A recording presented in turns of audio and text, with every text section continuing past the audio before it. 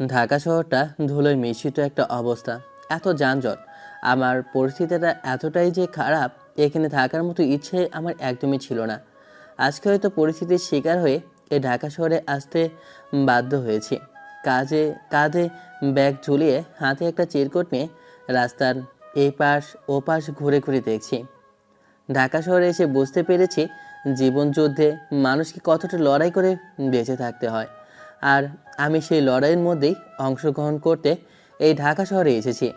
জীবনের অধ্যায় শিখতে আমার এই নতুন শহরে আসা। আমি গ্রামের একটা সহজ সরল ছেলে। চোখ বন্ধ করলে গ্রামের কথা মনে পড়লে প্রথমেই মনে পড়ে যায় গ্রামের মেঠো বাতাস, গাছপালা, সবুজ পাতায় ঘেরা গ্রামের আঁকাবাঁকা রাস্তা আর পুকুর নালা। এগুলোর কথা মনে উঠলেই কতই না ভালো লাগে। ভালো লাগে যখন বৃষ্টির সময় হালকা করে মেঘ আসে, ঘন ছায়া হয়ে সৌন্দর্যটা আরও বৃদ্ধি পেয়ে যায়। তখন কি যে একটা অপরূপ সৌন্দর্য বৃদ্ধি পায় বলে বোঝানো যাবে না। গ্রামের সৌন্দর্য কেউ বুঝতে পারবে না। এই ঢাকা শহরে মনে হচ্ছে আমার নিঃশ্বাস নেওয়াটাই খুব কষ্ট হয়ে যাবে, কিন্তু আমাকে যে এখানে আসতেই হতো।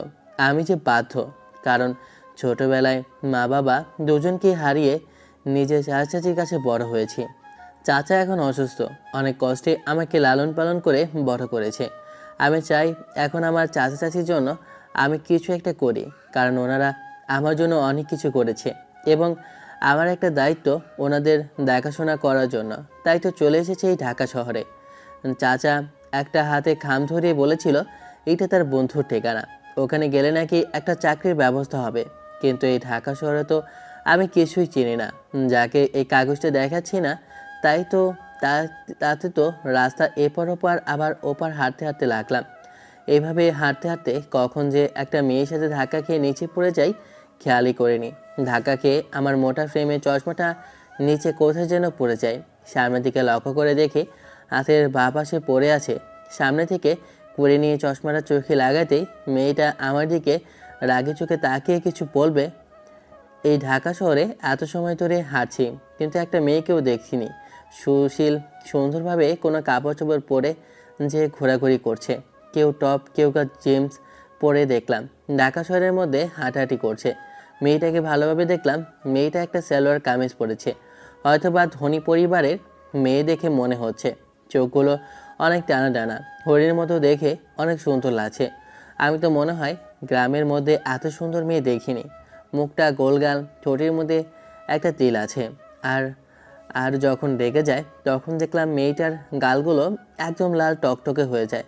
মেয়েটা তড়িঘড়ি করে নিচ থেকে ওঠে, আমি খেয়াল করি। আবার ধাক্কা খেয়ে মেয়েটা অনেকগুলো কাগজ পড়ে যায়।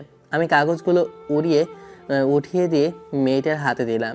মেয়েটা হাতে দিতে মেয়েটা চিৎকার করে আমার উদ্দেশ্যে বলে ওঠে, এভাবে খাম্বার মতো দাঁড়িয়ে থাকলে মানুষ কিভাবে হাঁটাহাঁটি করে? আর চারটা চোখ থাকা সত্ত্বেও আপনি কি চোখে দেখতে পারেন না? আরো দুটো লাগানো লাগবে নাকি? আসলে আমি খেয়াল করিনি, আমি এদিক দিয়ে যাচ্ছিলাম, কিন্তু আপনি একটু তাড়াহুড়ো করে যাচ্ছিলেন, তাই ধাক্কাটা লেগে যায়। আমি আসলে দেখতে পাইনি, আমি তার জন্য খুবই দুঃখিত। এখন তো আমার মনে হচ্ছে আপনাকে গলা টিপে মেরে ফেলি। এমনি তো অনেক দেরি হয়ে গেছে, রাস্তায় অনেক জ্যাম। মনে হচ্ছে আমার আর কাজটা হলো না। আপনাকে মনে হচ্ছে এক্ষুনি আমি মেরে ফেলি। আমার এক্সামে যদি আর 10 মিনিট লেট হয়ে যায় তাহলে মনে হয় আমাকে ঢুকতেই দিবে না। অসহ্য কোথাকার। মেয়েটা একগাদা কথা শুনে ওখান থেকে চলে যায়। বুঝতে পারলাম না দোষটা তো আমার ছিল না, এরপরে এতগুলো কথা আমাকে কেন শোনালো। আমি পড়ে থাকা ব্যাগটা উঠিয়ে একটু জোরে মুছে এরপর সামনের দিকে হাঁটা ধরি। ঢাকা শহরে অনেকে অনেক রকমের কথা, কারো কথা ভালো, কারো কথা খারাপ। এইসব কথা এড়িয়ে গিয়ে আমাকে সামনে যেতে হবে, এটাই বাস্তব। কোথা থেকে যে এসব অসভ্য ছেলেরা আসে আমি নিজেও জানি না। ওদের কোনো খেয়ে দেয়ে কাজ নেই, শুধু মেয়েদের পেছনেই পড়ে থাকে। এইসব ছেলেদের আমি ভালো মতোই জানি। হাতে কাগজটা নিয়ে আর কাঁধে ব্যাগটা জড়িয়ে এখনও ঠিকানা খুঁজে বেড়াচ্ছি, কিন্তু ঠিকানাটা এখনও খুঁজে পাচ্ছি না। অনেক কষ্টে একজনকে বলেছিলাম, তখন উনি বলেছিল এই ঠিকানাটা অনেক পুরনো, এই ঠিকানাটা এখন মানুষ চেনে না, এখন এটা নতুন নাম হয়েছে। তাই আপনি তাই আপনি চিনতে পারছেন না। পরে লোকটা আমাকে ঠিকানাটা দেয়। ওই ঠিকানাটা অনুযায়ী আমি একটা বাড়ির সামনে যাই। বাড়িটা ডুপ্লেক্স, অনেক সুন্দর বাড়ি, মনে হচ্ছে কোনো এক ধনীর বাড়ি, কিন্তু চাচা কি করে এই মানুষটাকে চেনে আমি জানি না। আর ওনার কাছে আমি কিভাবে যাব? এমন অবস্থায় ওনার দারোয়ান কি আমাকে ভেতরে ঢুকতে দেবে? চাচা বলেছে ওখানে গেলে একটা চাকরির ব্যবস্থা হবে, তাহলে হয়তো বা চাচার কোনো জানাশোনা লোক হবে। তাই আমি ওই অনুযায়ী ওনার বাড়ির সামনে যেতে দারোয়ান আমাকে দেখে বাধা দিয়ে বলে ওঠে, কি বাবু, কোথায় যাচ্ছ তুমি? তোমাকে তো কখনো আগে এখানে দেখি নাই। আর আমার জানা অনুযায়ী শুক্রবার ছাড়া তো ছাড়ে কাউকেই, ফকির মিসকিন যাই হোক, কাউকে টাকা পয়সা দেয় না। আমার গ্রামের কাপড় চোপড় দেখে লোকটা আমাকে এসব বলছে। তখন আমি লোকটাকে বলে উঠি, দেখুন, আপনার কথা ভুল হচ্ছে। আমি এখানে কোনো ভিক্ষা বা অনুদানের জন্য আসিনি। আমি এখানে আপনার স্যারের সাথে দেখা করতে এসেছি। আপনার মাথা ঠিক আছে তো? স্যার দেখা করবে আপনার সাথে? আমি তো কখনো দেখিনি যে এমন কারো সাথে যে স্যার দেখা করেছে। সাথে সাথে দেখা করে আসলে তো অনেকে গাড়ি নিয়ে আসে, আরো দামি গাড়ি, এরপরে স্যুট বুট পরে আসে। আর আপনাকে তো দেখে মনে হচ্ছে কোথাও থেকে আপনি ভিক্ষা করে এসেছেন। দারুণের কথায় একটু রাগ হলো, কিন্তু আমার কিছু করার নেই। এসব রাগ আমি কাউকে দেখাই না। রাগ হলে নিজের মনের মধ্যে পুষে রাখি। দেখুন ভাই, আপনার হয়তোবা কোথাও ভুল হচ্ছে। আমি গ্রাম থেকে এসেছি ওনার সাথে দেখা করতে। আমার চাচা ওনার পরিচিত, তাই সেই সুবাদে আমি ওনার সাথে একটু দেখা করতে চাই। সেই জন্যই আমার এখানে আসা। এ ভাই, আপনি যান তো এখান থেকে। আমার মাথা খেয়ে না যেসব, যদি আমার স্যার জানতে পারে তাহলে আমার এমনি চাকরিটা চলে যাবে। আর আমি চাই না আমার ছাদের এত সুন্দর একটা চাকরি চলে যাক। আমার যদি এখানে ম্যাম চলে আসে তাহলে খবর আছে। যান আপনি এখান থেকে, যান তো ভাই। দারুণের সাথে আমার এমন কথার শব্দ শুনে একটা মেয়ে বাসা থেকে নেমে দারুণের কাছে এসে জিজ্ঞেস করে, রফিক ভাই, কি হয়েছে? তুমি গেটের সামনে কার সাথে এমন চিল্লাপাল্লা করছো? আর সিকিউরিটি গার্ড নাই নাকি? ওদেরকে ডাক দিলেই তো পারো। কে তোমার সাথে কি করেছে? মেয়েটার সামনে এসে কথা বলল। তখন মেয়েটা আমার দিকে তাকালো, আমার দিকে পা থেকে মাথা পর্যন্ত তাকিয়ে বলল, আপনি কে? আপনি এখানে কি চান? আগে তো কখনো আপনাকে এইখানে দেখিনি। আর আব্বু তো এই সময় কাউকে কিছু দেয়ই না। তাহলে আপনি এখানে এসেছেন কেন? হুম? ম্যাম, আপনার কথা ভুল হচ্ছে। আমি আসলে স্যারের সাথে দেখা করতে এসেছি। মেয়েটার দিকে লক্ষ্য করলাম। মেয়েটাকে কেমন জানি না আমার চেনা চেনা লাগছে। কেমন জানি না মনে হচ্ছে যে মেয়েটার সাথে ধাক্কা খেয়েছি। ওই মেয়েটার সাথে ওর ফেসটা খুব একদম নীল আছে। পৃথিবীতে এরকম চেহারার অনেক মানুষই থাকতে পারে। ওটা এড়িয়ে গেলাম। তখনই মেয়েটা বলে উঠল, আচ্ছা ঠিক আছে, তাহলে আপনি একপাশে বসুন। আব্বু কিছুক্ষণের মধ্যেই আসবে। এটা কথাটা বলে ওপরে চলে যায়। তখনই দারোয়ান আমাকে দেখে বলে ওঠে, আমাদের নীরা ম্যাম একটু সহজ সরল, উনি মানুষকে অল্পতেই বিশ্বাস করে ফেলে। তাই আপনাকে এমন অবস্থা দেখে উনার মায়া হয়, তাই আপনাকে বসতে বলেছে। আসলে উনি নরম মনের মানুষ, তাই এমন, কিন্তু আমি না। দেখুন প্লিজ, আপনি এমন করবেন না। আমি এখানে ওনার সাথে দেখা করতে এসেছি। অন্য কিছু করার কোনো মতলব আমার মধ্যে নেই। আপনি আমাকে ভুল বুঝবেন না। তখনই দেখলাম একটা গাড়ি চলে আসে গেটের সামনে, আর ফ্রাম হর্ন দেয়। তখনই গাড়ি থেকে একটা মেয়ে নেমে আমার দিকে তাকিয়ে আমার উদ্দেশ্যে বলে ওঠে, আমি ওই সময় বুঝেছিলাম, যখনই আমাকে ধাক্কা দিয়েছে ও, তখনই বুঝেছি এই লোকটা সুবিধার না। এই ছেলেটা আমার পিছু করতে করতে আমার বাসা পর্যন্ত চলে এসেছে। ম্যাম, আপনার কথা ভুল হচ্ছে। আমি আপনার বাসায় আসিনি। আমি এখানে স্যারের সাথে দেখা করতে এসেছি। ম্যাডাম, আমি ঠিকই বুঝতে পেরেছি এই লোকটা যে ওর মতলব সুবীরদের না। বেটা কেমন ভাবে তাকিয়েছিল দেখেন না? বেটার গায়ে পোশাক দেখে বোঝা যাচ্ছে মনে হয় একটা ফকির। তুমি একে গেট থেকে ধাক্কা দিয়ে বের করে দাও তো। ম্যাম, আপনি বাসায় যান, আমি ওকে দেখছি। দারোয়ান কথাটা বলে গেটটা খুলে দেয়। তখন মেয়েটাকে গাড়ি নিয়ে ভেতরে প্রবেশ করে। দারোয়ান এসে আমার ঘাড় ধরে ধাক্কা দিয়ে বের করতে লাগলো। গেটের সামনে আসতে আমাকে একটা ধাক্কা দেয়। আমি গিয়ে একটা গাড়ির সামনে গিয়ে পড়ি। তখন এই গাড়ি থেকে একটা ভদ্র স্যুটবুট পরা ব্যক্তি গাড়ি থেকে নেমে আমাকে ধরে বলে ওঠে, এ কি, আপনাকে বাসা থেকে ধাক্কা দিয়ে এভাবে কে বের করে দিয়েছে? আর আপনি আমার বাসার মধ্যে কেন এসেছেন? লোকটার এমন কথা শুনে দারোয়ান হন্তদন্ত হয়ে দৌড়ে এসে লোকটার সামনে এসে বলতে শুরু করে, স্যার, ছেলেটাকে আমার সুবিধা মনে হচ্ছিল না, তাই ওকে আমি বের করে দিয়েছি। আর ও কি সব বলছে, আপনার সাথে নাকি দেখা করবে। এমন একটা ছেলে আপনার সাথে দেখা করতে পারে? তুমি চুপ করো রফিক। কখনো কারো পোশাক দেখে যাচাই বাছাই করতে নেই। কে কেমন, কে কোথা থেকে এসেছে। লোকটা হয়তো বা কোনো বিপদে পড়ে আসতে পারে, আর তুমি তার সাথে এমন ব্যবহার করতে পারো না। কখনো কারো পোশাক দেখে কারো বিচার বিবেচনা করা উচিত না। লোকটার কথা শুনে আমি মুগ্ধ হয়ে গেলাম যে ওনার ব্যবহার এতটা ভালো হতে পারে। তাহলে চাচা সঠিক একজন মানুষের কাছে আমাকে পাঠিয়েছে, কিন্তু চাচার সাথে ওনার কি সম্পর্ক আমার আজও জানা নেই। আচ্ছা বাবা, তোমাকে দেখে তো মনে হচ্ছে তুমি এই ঢাকা শহরের না। তুমি কি গ্রাম থেকে এসেছো? কারণ তোমার পোশাক আশাক দেখে তো আমার গ্রামেরই মনে হচ্ছে। জি স্যার, আমি গ্রাম থেকে এসেছি, আর আমি আপনার কাছে এসেছি। আমার চাচা একটা চিঠি আপনাকে দিতে বলেছে, তাই আমি চিঠিটা আপনার কাছে পৌঁছানোর জন্য এসেছি। তুমি গ্রাম থেকে এসেছো, কিন্তু আমার গ্রামে এখন তেমন কোনো মানুষ নেই। একজন মানুষ আছে, সে মানুষটা আমার সাথে কখনো দেখা করতে চায় না। আর আমার জানা অনুযায়ী তার কোনো আত্মীয় স্বজনও আছে বলে মনে হয় না। কিন্তু তারপরও তুমি যেহেতু গ্রাম থেকে এসেছো, আমার কাছে এসেছো, তাহলে কোনো ইম্পর্টেন্ট কাজ হবে। তুমি চিঠিটা দাও, আমি একটু পড়ে দেখি ওখানে কি লেখা আছে। ভদ্রলোকটা আমার হাত থেকে চিঠিটা নেয়, আমাকে আমার উদ্দেশ্যে বলে উঠল, আচ্ছা চলো, আমার ভিতরে একটা বাগান বাড়ি আছে, ওখানে চলো। ওইটা নিরিবিলি পরিবেশ, ওখানে বসেই কথা বলি। লোকটা সাথে করে আমাকে ভেতরে নিয়ে যায়। ভেতরে ঢুকে তো আমি পুরো অবাক হয়ে তাকিয়ে থাকি, কারণ এত বড় বাড়ি আমি আমার জীবনেও দেখিনি। এত বড় বাড়ির মধ্যে মনে হয় আমাদের গ্রামের 20 থেকে 30টা বাড়ি করা যাবে। ডুবলেস বাড়ির পাশে দিয়ে দেখলাম একটা পুকুর, সাথে সুইমিং পুলের পাশে দেখলাম একটা নিরিবিলি।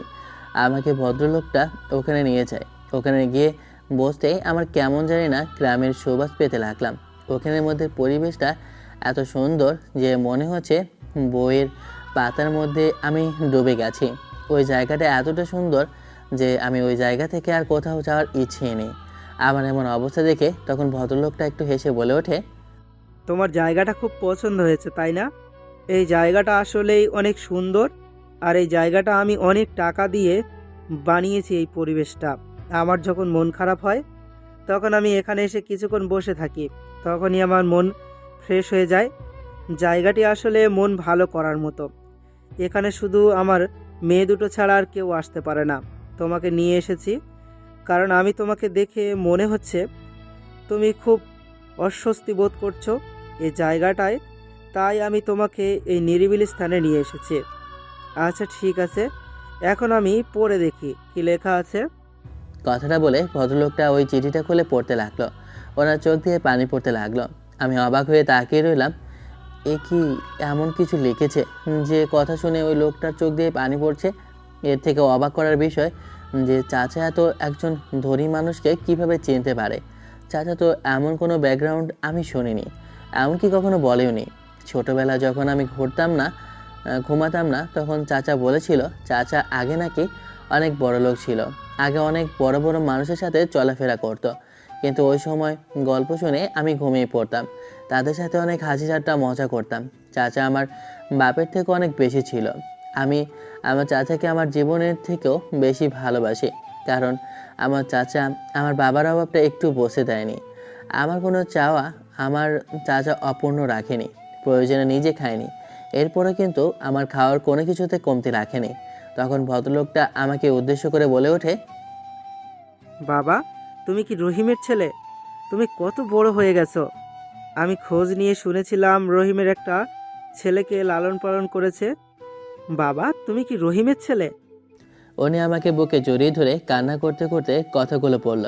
আমি বুঝে উঠতে পারলাম না যে একজন ধনী মানুষ সাধারণ আমার চাচার কথায় এতটা ভেঙে পড়লো কী করে। হাজারটা কষ্ট মনের ভিতর কেমন জানি ঘোরপাক খাচ্ছে। হয়তোবা ওই তোমার চাচা, কিন্তু উনি তোমাকে নিজের ছেলের মতোই মানুষ করেছে। এই চিঠির মাধ্যমে যা আমি পড়েছি তাই বুঝতে পারলাম যে উনি কখনো তোমাকে ওনার ভাতিজা হিসাবে দেখেনি, সবসময় নিজের সন্তান হিসাবে দেখেছে। এটা ঠিক যে চাচা আমাকে নিজের সন্তানের থেকে বেশি ভালোবাসে, বড় করেছে। আমি হয়তোবা নিজের চামড়া খুলে যদি আমার চাচাকে জুতো বানিয়ে দেই, তারপরেও হয়তোবা ওনার ঋণ পরিশোধ করা হবে না।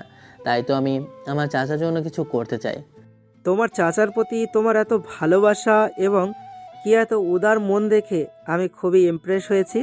আমি সত্যিই বুঝতে পেরেছি যে এতটা আদরের ভালোবাসা দিয়ে তোমাকে কেন রহিম এত বড় করেছে। রক্তের সম্পর্ক ছিল যে বড় সম্পর্ক তোমাদের মাঝে আছে, সে কথাটা আমি পরিস্থিতিতে পড়ে বুঝতে পেরেছি। তোমার হয়তোবা এখন মনে হচ্ছে যে আমার সাথে তোমার চাচার কি এমন সম্পর্ক যে আমি এভাবে কথা বলছি। ওনার কথা শুনে আমি মাথা চুলকে বললাম, হ্যাঁ, আসলে আমারও জানা খুবই ইচ্ছে, কিন্তু আমি এতটুকু জানি যে ছোটবেলায় কখনো চাচা আমাকে আপনার কথা বলেনি। আমি যখন বড় হয়েছি, যখন আমার পড়াশোনা মোটামুটি শেষ, তখনই চাচার কাছ থেকে আপনার কথা শুনেছি, কিন্তু আপনার সম্পর্কে এত কিছু বলেনি। শুধু এতটুকু বলেছে ওনার একজন বন্ধু নাকি ঢাকায় থাকে। ও হয়তোবা কখনো তোমাকে বলতো না আমাদের সম্পর্কের কথা। তাহলে শোনো আমাদের সম্পর্কের বিষয়। তোমার চাচা আর আমি দুজনে বেস্ট ফ্রেন্ড ছিলাম, খুব ভালো বন্ধু ছিলাম। আমরা সব সময় একসাথে থাকতাম। আমাদের দুজনের মধ্যে একটা ভালো সম্পর্ক ছিল। তোমার তাছাড়া ছিল দুই ভাই, উনি সবার বড় ছিল। তোমার বাবাকে পড়াশোনার জন্য বাইরে পাঠানো হয়েছিল। এই যে আমার এত অর্থ সম্পদ দেখতে পাচ্ছ, এসব কিছু তোমার চাচার দেয়া। তোমার চাচাই আমাকে ওনার নিজের যে ব্যবসাটা ছিল, ওই ব্যবসাটা দিয়ে চির বিদায় নিয়ে চলে গিয়েছিল। কিন্তু কেন আমার চাচা এমনটা করেছিল, আর কী বা কারণ ছিল? আমাদের কলেজ লাইফ শেষ করে আমরা ভার্সিটিতে উঠে ভার্সিটিতে ফাইনাল এক্সামের সময় একটা মেয়ে নতুন করে আমাদের ভার্সিটিতে অ্যাডমিশন দেয়। ওই সময় অ্যাডমিশন নাই, আমরা বেশ অবাক হলাম। পরে জানতে পারলাম সে সভাপতির মেয়ে। আমাদের সাথে সভাপতির সাথে ঝামেলা ছিল। ওই সুবাদে আমি আর তোমার চাচা দুজনে মিলে প্ল্যান করে আমরা ওই মেয়েটাকে পটানোর চেষ্টা করব। ওই বয়সে তখন আমরা দুজনেই ওই মেয়েকে পটানোর জন্য অনেক চেষ্টা করলাম, কিন্তু আমরা তো ওকে পটাতেই পারলাম না। শেষমেশ তোমার চাচা আর আমি দুজনে ওই মেয়েটার প্রেমে পড়ে যাই। শুনতে অবাক হলেও বিষয়টা এমনই হয়েছিল, কিন্তু বিষয়টা আমরা দুজনকে কেউ কাউকে জানাইনি। দুজনেই দুই কথাটা এড়িয়ে চলেছিলাম। ওই মেয়েটার সাথে আমাদের ভালোই সম্পর্ক ছিল। আমরা তিনজন মিলে ফ্রেন্ডের মতোই ছিলাম। কথায় আছে না যে ভালোবাসা যে কোনো একজনের হয়, দুজন মিলে কখনো ভালোবাসা যায় না। আমাদের ক্ষেত্রে এমন হয়েছিল। আমরা দুজন হয়তো বা ওই মেয়েটাকে ভালোবাসি, কিন্তু আমার থেকে ভালোবাসতো তোমার চাচা সব থেকে বেশি। কিন্তু ওই মেয়েটা আর তোমার চাচাকে ভালোবাসতো না, ভালোবাসতো আমাকে। আমি জানতাম না তোমার চাচা যে ওই মেয়েটাকে ভালোবাসতো। যদি জানতাম তাহলে আমি কখনোই ওই মেয়েটাকে ভালোবাসতাম না। ওই মেয়েটাকে তোমার চাচা কখনোই বলেনি ওই ভালোবাসার কথা, কিন্তু আমি ওই মেয়েটাকে বলে ফেলি আমার ভালোবাসার কথাটা। মেয়েটাও গ্রহণ করে নেয়। আমরা দুজনেই চুটিয়ে প্রেম করি। এই কথাটা তোমার চাচার অজানা। আমার ফ্যামিলিতে কেউ ছিল না। তোমার চাচার ছোটোখাটো একটা ব্যবসা ছিল, ওইটা দিয়ে চলতো। তোমার চাচা আমার খরচ নিজে চালাতো। আমি যে ওই মেয়েটাকে বিয়ে করে নিজের ঘরে আনবো, তাও আমার সামর্থ্য ছিল না, কারণ থাকার মতো আমার ঘর ছিল না, আর খাওয়ার মতো টাকা ছিল না। আমি তোমার চাচার উপর ভর করে ঢাকা শহরে থাকতাম।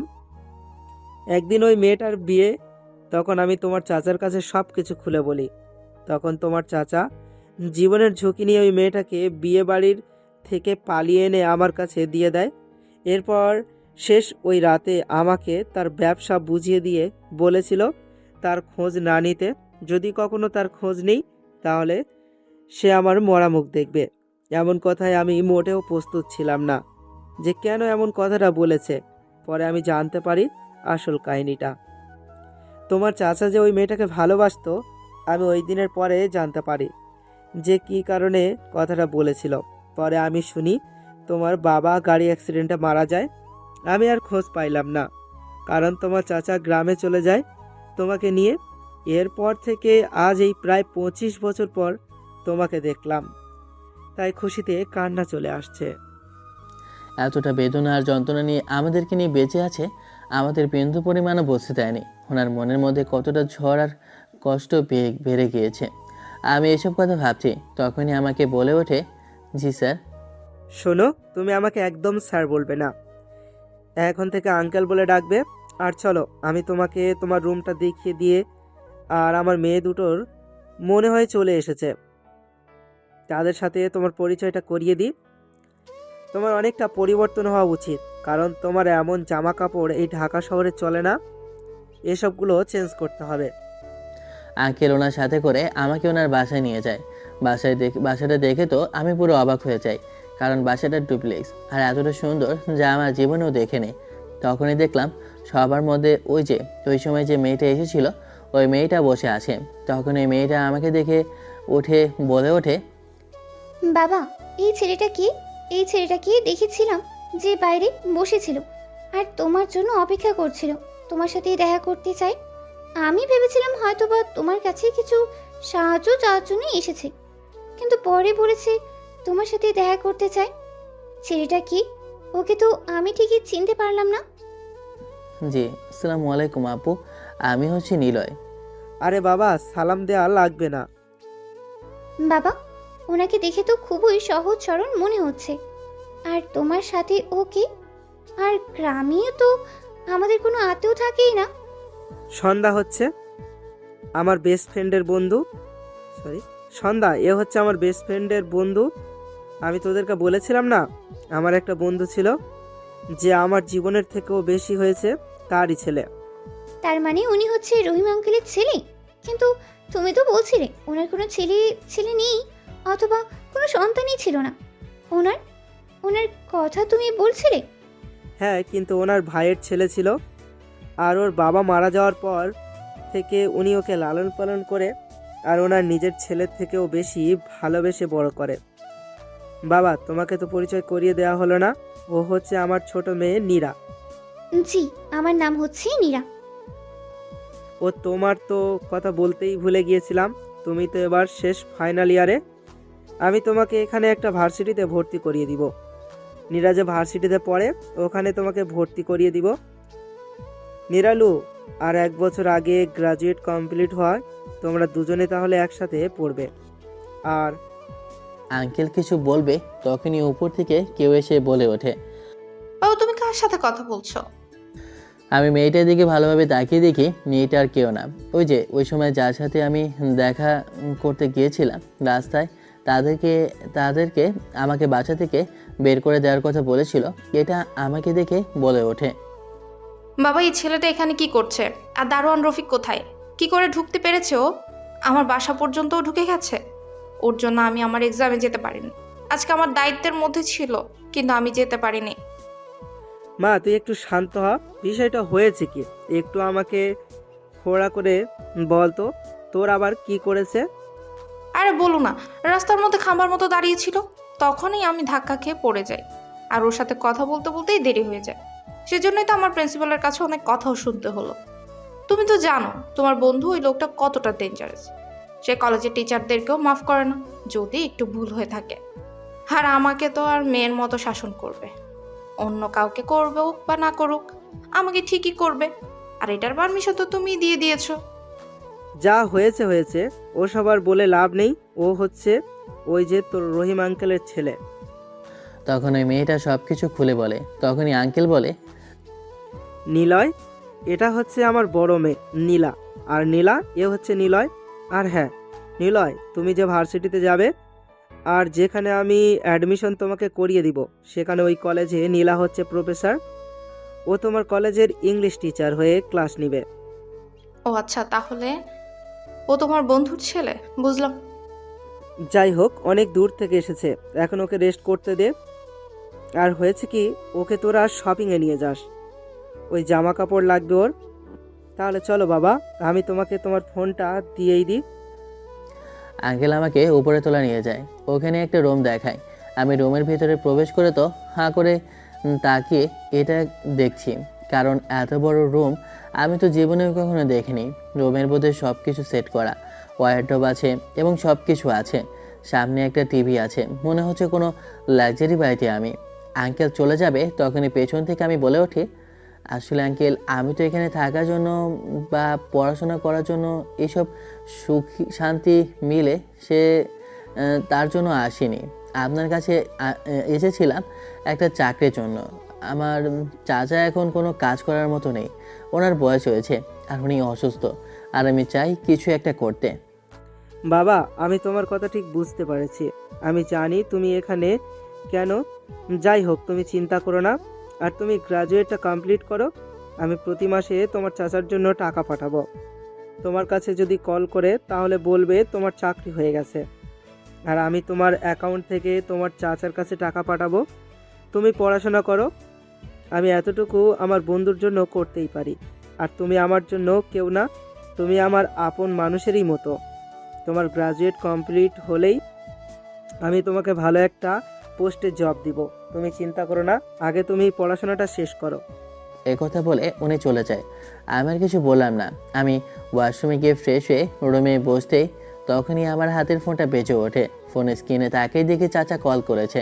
ফোনটা রিসিভ করতে ওবাস থেকে চাচাকে সালাম দিতেই চাচা বলে ওঠে, বাবা, তোর তো দেখি খোঁজ খবর নাই। তুই কি ঠিকানা অনুযায়ী পৌঁছেছিস কিনা আমাকে তো এখনো কল করিস না। তোর চাচি তো চিন্তায় হয়রান হয়ে গিয়েছে, তোর কোনো খোঁজ খবর নেই। না চাচা, আমি মাত্র আসলাম আর আমি ফোন দিতে ভুলে গিয়েছিলাম। আসলে ওনার ঠিকানাটা খুঁজে পাচ্ছিলাম না, অনেক কষ্টে খুঁজে বের করেছি। তাহলে তুই ঠিকমতো ওর কাছে গিয়েছিস তো? তোমার কথা অনেকবার জিজ্ঞেস করেছিল, আমি কিছু বলতে পারিনি। তুমি আমাকে বারণ করেছো, তাই আমি কিছু বলিনি। দাদা কেমন জানি গম্ভীর হয়ে চাচা কেমন জানি গম্ভীর হয়ে যায়, কোনো কথা বলে না। ওই কথা বাদ দে। তখন চাচা বলে ওঠে, ওইসব কথা বাদ দে, এখন বল তোর চাকরিটাও দিয়েছে কিনা। যদি না দে তুই এখনই চলে আয়। কি বলো চাচা? উনি না তোমার চিঠিটা পাওয়া মাত্রই আমাকে একটা চাকরি দিয়ে দেয়। উনি বলেছে ওনার অফিসে আমাকে যাওয়ার জন্য। ঠিক আছে, তাহলে আমার আর কোনো চিন্তা রইল না। এখন আমার একটা ইচ্ছে, তোকে বিয়ে দিয়ে আমি আমার নাতি নাতনির মুখ দেখব। এটাই আমার শেষ ইচ্ছা। তোমাকে না বলেছি এসব কথা একবারও বলবে না? তুমি এসব কেন বলছো? শেষ ইচ্ছা মানে কি? তুমি সারা জীবন বেঁচে থাকবে আমার কাছে, ঠিক আছে? আর একটা বারও এসব কথা বলবে না। আরে বাবা, বলবো না বলবো না, এত রাগ করছিস কেন? আমার এখনো বয়স হয়েছে, আর কত, এই 16 বা 17। বুইড়ার ভীমরতি হয়েছে। আমার কাছে ফোনটা দাও, আমি আমার পোলার সাথে কথা বলবো। বাবা নিলয়, তুই খাওয়া দাওয়া করেছিস? কখন গিয়ে পৌঁছেছিস? আমি মাত্র এসেছি আর এখন খাবো। আর হ্যাঁ, চাচাকে কিন্তু ঠিকমতো ওষুধ দেবে, ওনাকে কিন্তু খেতে বলবে, নয় কিন্তু খবর আছে। না, এখন তো সবকিছু চাচার বলবি, আমার তো কোনো খোঁজ খবরই নিবি না। তোমরা না সবসময় বাচ্চাদের মতো করো। তোমরা চিন্তা করো না, আমি তোমাদের কাছে তাড়াতাড়ি চলে আসব। এখানে কাজটা হয়ে গেলে আমি আবার তোমাদের কাছে আসব। এরপরে আমি এখানে একটা বাসা নিয়ে তোমাদেরকে নিয়ে আসব। আর হ্যাঁ নিলয়, তুই কিন্তু নিজের যত্ন নিবি, ঠিকমতো খাওয়া দাওয়া করবে, নয় কিন্তু তোকে মাইর দিব। চাচার সাথে আর কিছু সময় কথা বলে কলটা কেটে দেই।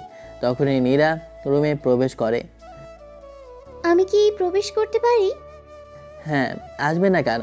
এটা আপনাদের বাসা, আপনি যখন এসে তখন আসতে পারেন।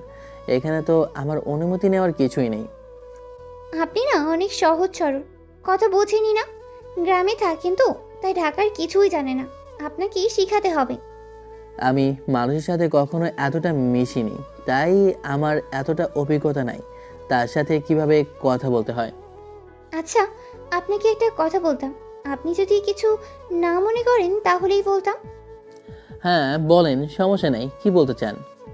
আপনার চোখগুলো না একদম বিড়ালের মতো। আমার কাছে আপনার চোখগুলো খুবই ভালো লাগে। কিন্তু আপনি তো একদম গ্রামের মতোই চলেন। আপনাকে যদি সুন্দর করে একটা জামার প্যান্ট পরানো হয় তাহলে আপনাকে দেখতে কিন্তু অনেক হ্যান্ডসাম লাগবে।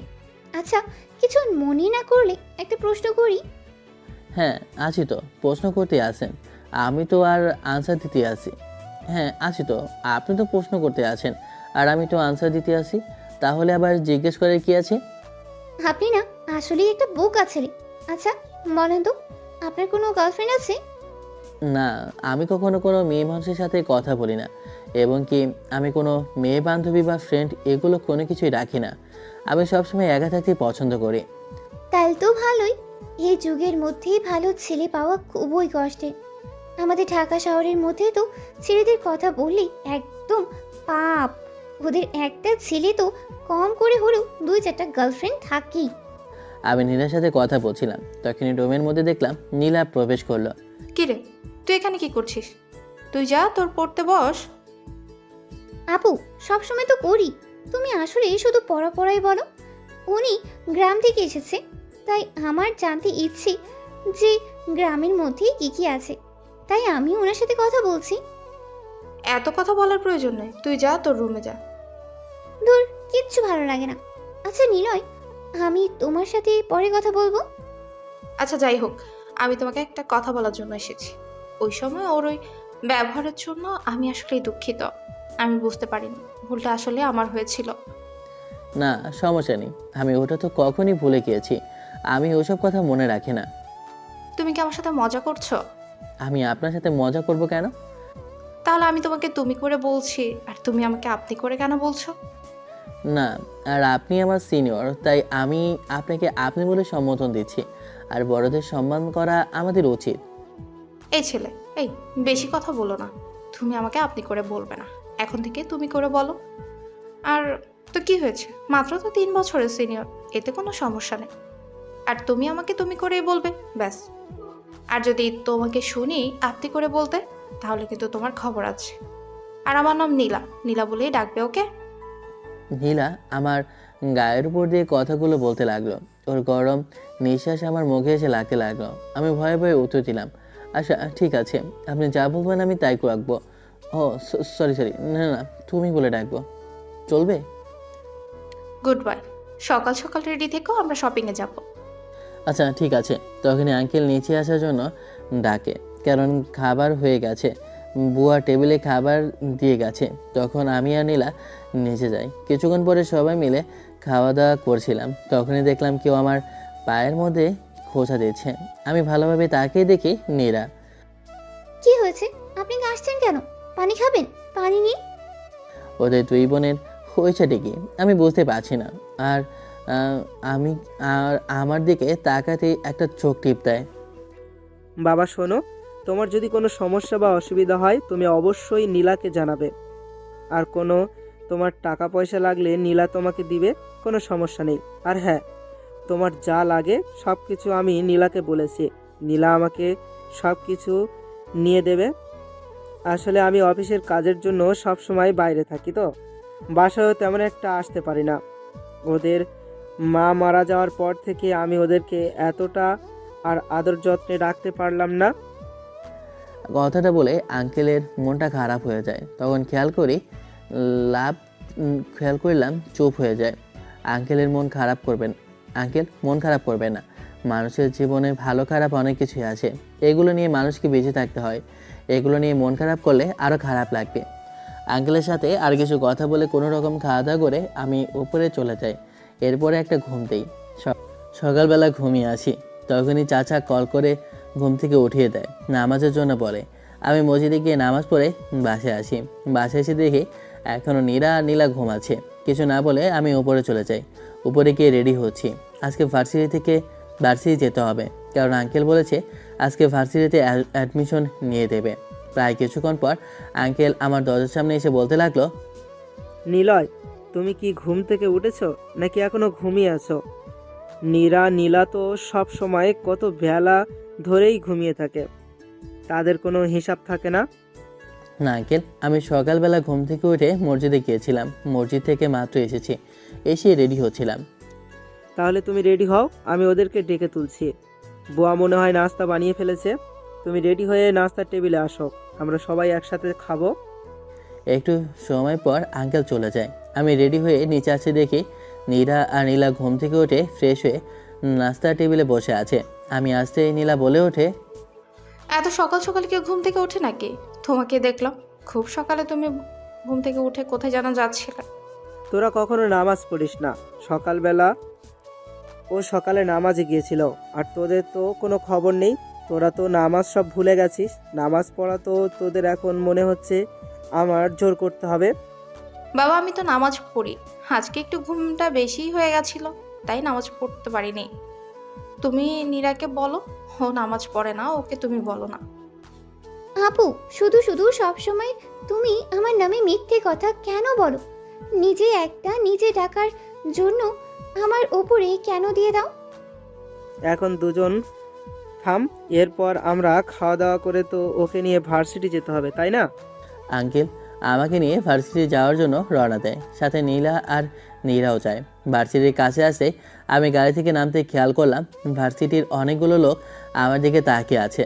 মনে হচ্ছে আমার পোশাক আশাক দেখে আমার দিকে এভাবে এলিয়েনের মতো তাকিয়ে আছে। আমি মনে হচ্ছে কোনো প্রাণী। নীলা, আজকে তো তুই ক্লাস করাবি না, তাহলে নিলয়কে নিয়ে যাস শপিং মলে, ওর কিছু জামা কাপড়ের প্রয়োজন আছে। আর আমি প্রিন্সিপালের সাথে কথা বলে আসি। আঙ্কেল আমাকে নিয়ে প্রিন্সিপালের কাছে নিয়ে যায়। প্রিন্সিপালের সাথে কিছু কথা বলে আমার অ্যাডমিশন করিয়ে দেয়। নীলাকে বলে আমাকে নিয়ে শপিং মলে নিয়ে যাওয়ার জন্য। না আঙ্কেল, আমার সমস্যা নেই, আমার কিছুই লাগবে না। তুমি খেয়াল করেছো ভার্সিটির মানুষেরা, ওই ছেলেগুলো, ওরা তোমার দিকে কিভাবে তাকিয়ে রয়েছে? মনে হচ্ছে তুমি অন্য গ্রহের প্রাণী। বাবা, আমিও নীলার সাথে যেতে চাই, আর নিলয়ের চাওয়া পছন্দ করে দেব আমি। তোকে যেতে হবে না, তুই তোর ক্লাসে যা, আমি ওর সাথে যাচ্ছি। আর তোর যাওয়ার কোনো প্রয়োজন নেই, তোর এমনিতেই ক্লাস আছে, সামনে এক্সাম, তোকে মন দিয়ে পড়তে হবে। যা এখন যা। ওটা কর, আমি গেলে এমনটা কি হতো? আমি খেয়াল করলাম আমার সাথে যাওয়া নিয়ে নীলা কেমন একটা বিরক্তি ফিল করছিল। আর অন্য সময় তো নীলার জন্য এমন বিরক্তি ফিল আমি দেখিনি, কিন্তু আমার সাথে যাওয়া নিয়ে ওরা বিরক্ত কেন বুঝে উঠতে পারছি না। আঙ্কেল আমাদেরকে এসব বলে উনি অফিসের উদ্দেশ্যে রওনা দেয়। নীলা আর নিজেদের বাইকটা পার্সিটি থেকে নামিয়ে আমাদের দেখে বলে ওঠে, ওঠো, বাইক চালো, আমি পেছনে বসছি। ওর উত্তরে আমি কেউ তো দেবো কিছু মাথায় ঢুকছে না, কারণ আমি যে কখনো বাইক চালাইনি। আমি তো বাইক চালাতে পারি না, এখন ওকে আমি কি করব। আমি তো হাবলাতের মতো দাঁড়িয়ে আছি। আমার এমন অবস্থা দেখে নীলা আমার দিকে তাকিয়ে আবারও বলে ওঠে, কি হয়েছে, তোমার বাইকে বসছো না কেন? আসলে আমি তো কখনো বাইক চালাইনি, আর আমি তো বাইক চালাতে পারি না, তাহলে আমি কিভাবে সামনে বসে বাইক চালাবো? ছেলে মানুষ বাইক চালাতে পারে না, এটা শুনে আমার খুব হাসি পাচ্ছে। আচ্ছা তুমি ওটার পেছনে বসো, আমি চালিয়ে তোমাকে নিয়ে যাচ্ছি। পাশে ধরার মতো একটা জায়গা পেয়েছিলাম, পাশটা ধরলাম। আমি এতটা একটা বাইকে চড়িনি, কিন্তু নীলার স্পিডটা খুবই বেশি। ওর বাইক রাইডিংটা খুবই ভালো মনে হচ্ছে। ও একা থেকে বাইকটা চালায়, ও আগে থেকে বাইকটা চালায়। ও হিসাবে ওর বাইক স্কিলটা খুবই দুর্দান্ত। আমি অন্য কিছু ধরে সামলাতে পারছি না। তখনই আমি নীলার কোমরটা চেপে ধরি। বজ্জাত ছেলে রে বাবা, একদম রোমান্টিকের মতো আমার কোমরটা কিভাবে চেপে ধরেছে। যে জায়গায় আমি ওকে ধরবো সে জায়গায় ও আমারে ধরছে, কিন্তু আমার কাছে ফিলটা খুব ভালোই লাগছে। এমনিতেই ভয় ওর কোমরটা ধরে আছি, তার উপর আমার খুব লজ্জা লাগছে। ও আবার কিছু মনে করে নাকি, আবার বাড়ি থেকে নেমে ঠাস করে দুটা থাপ্পড়ি বসিয়ে দেয় নাকি। প্রায় কিছুক্ষণ পর একটা সামনে শপিং মলের সামনে আসি। শপিং মলের সামনে আসতেই সন্ধ্যা আসতে আমি তাড়াহুড়ো করে গাড়ি থেকে নেমে যাই।